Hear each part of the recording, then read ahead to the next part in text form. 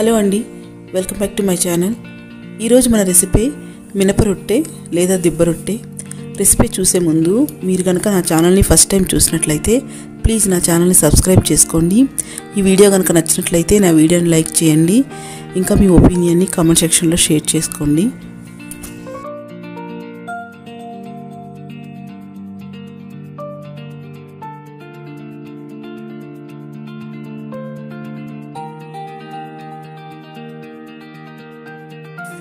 ఈ రొట్టెని మనం ఇడ్లీ బ్యాటర్తోనే ప్రిపేర్ చేస్తాము. మనం ఎప్పుడైనా ఇడ్లీ పెట్టగా మిగిలిన బ్యాటర్ ఉంటుంది కదా, దాంతో చక్కగా ఇలా ప్రిపేర్ చేసుకొని తింటే టేస్ట్ చాలా బాగుంటుంది. ఇక్కడ మీరు ఒకరోజు ముందే ప్రిపేర్ చేసుకున్న బ్యాటర్ యూజ్ చేస్తే రొట్టె ఇంకా టేస్ట్గా ఉంటుందండి.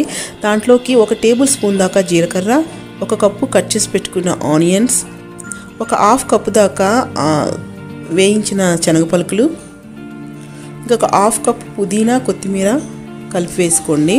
తర్వాత మీకు టేస్ట్కి తగ్గట్టు సాల్ట్ కూడా వేసి మొత్తం ఒకసారి మిక్స్ చేసుకోండి. మిక్స్ చేసుకున్నాక ఒక పించ్ ఆఫ్ బేకింగ్ పౌడర్ లేదా బేకింగ్ సోడా వేసుకోండి. ఇది ఆప్షనల్ అండి. సో ఇలా మొత్తం మిక్స్ చేసుకున్నాక స్టవ్ పైన ఒక ప్యాన్ పెట్టుకొని దాంట్లో ఒక 2 టేబుల్ స్పూన్ దాకా ఆయిల్ వేసి, ఆయిల్ వేడెక్కాక దాంట్లోకి ఈ బ్యాటర్ వేసుకోవాలి. ఇక్కడ మీరు నాన్ స్టిక్ ప్యాన్ యూజ్ చేస్తే బెటర్ అండి, రొట్టె అనేది అతుక్కోకుండా వస్తుంది. ఒకవేళ నాన్ స్టిక్ ప్యాన్ కనుక లేకపోతే మీ దగ్గర అల్యూమినియం ప్యాన్ని చక్కగా వాటర్తో కడిగి దాన్ని స్టవ్ పైన పెట్టి హీట్ ఎక్కాక ఆయిల్ వేసి బ్యాటర్ని వేసుకోండి. అప్పుడు రొట్టె అనేది మీకు కింద అతుక్కోకుండా నీట్గా వస్తుంది.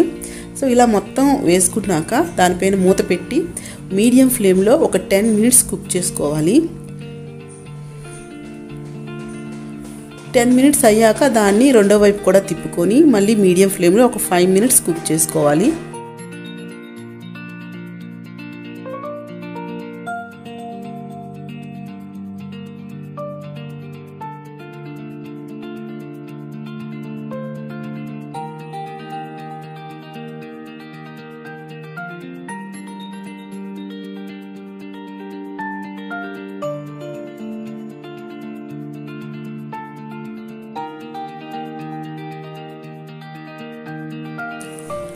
ఫైవ్ మినిట్స్ పోయాక చూడండి, మన దిబ్బ రొట్టె అయితే రెడీ అయిపోయింది. సో ఇంకా తీసుకొని వేడివేడిగా సర్వ్ చేసుకొని తింటే చాలా బాగుంటుందండి.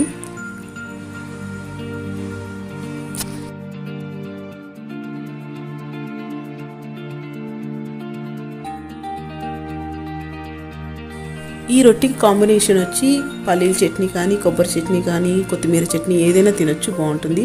అయితే ఇక్కడ నేను పచ్చి కొబ్బరి చట్నీ ఇంకా కొత్తిమీర చట్నీ మీకు చూపిస్తున్నాను ఎలా ప్రిపేర్ చేయాలనేది. అయితే ఇక్కడ కొబ్బరి చట్నీ అనేది జస్ట్ 1 కప్పు, పచ్చి కొబ్బరి చట్నీ కోసం 1 కప్పు పచ్చి కొబ్బరి ముక్కలు లేదా కొబ్బరిని తురుముకొని కూడా వేసుకోవచ్చు 1 కప్పు. దాంట్లోకి 1/2 కప్పు పుట్నాల పప్పు లేదా చట్నీ పప్పు, దాంట్లోకి ఒక 2 పచ్చిమిరపకాయలు లేదా మీకు కారంగా కావాలంటే మీ టేస్ట్కి తగ్గట్టు యాడ్ చేసుకోండి.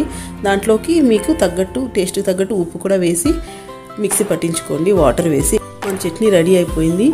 సో దీంట్లో ఇంకా మనం తాలింపు వేయనక్కర్లేదండి, మీకు కావాలంటే వేసేసుకోండి, ఇలానే బాగుంటుంది.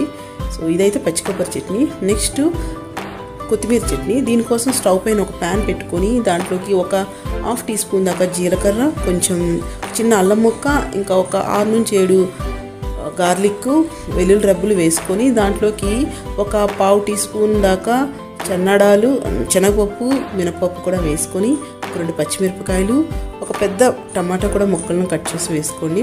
తర్వాత దాంట్లోకి 1 కప్పు కట్ చేసి పెట్టుకున్న కొత్తిమీర కూడా వేసి మొత్తం ఫ్రై అయినంత వరకు మనం కలుపుకోవాలి.